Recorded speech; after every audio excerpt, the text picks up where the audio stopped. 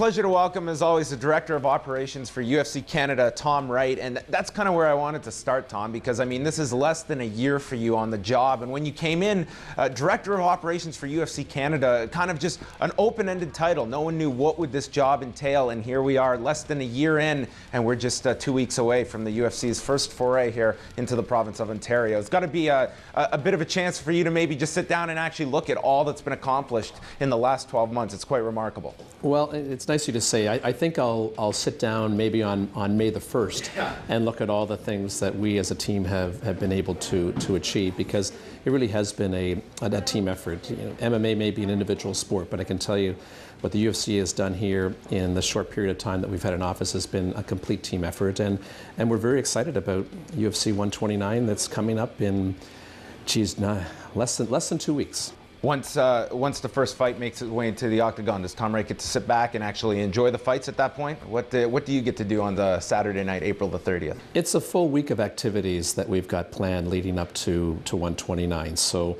you're right. There's a ton of logistics that we're dealing with, particularly when it comes to the Rogers Centre. We've never been in a baseball, football stadium before. We've never had to accommodate 55,000 plus fans. We've never had to try to configure a venue that's as large as the Rogers Centre. So that in itself has taken a life of its own, as you can imagine. We don't have fan expos all the time. You know, we'll only probably have 2 this year. This one in Toronto, and we'll probably have one in Vegas during the summer.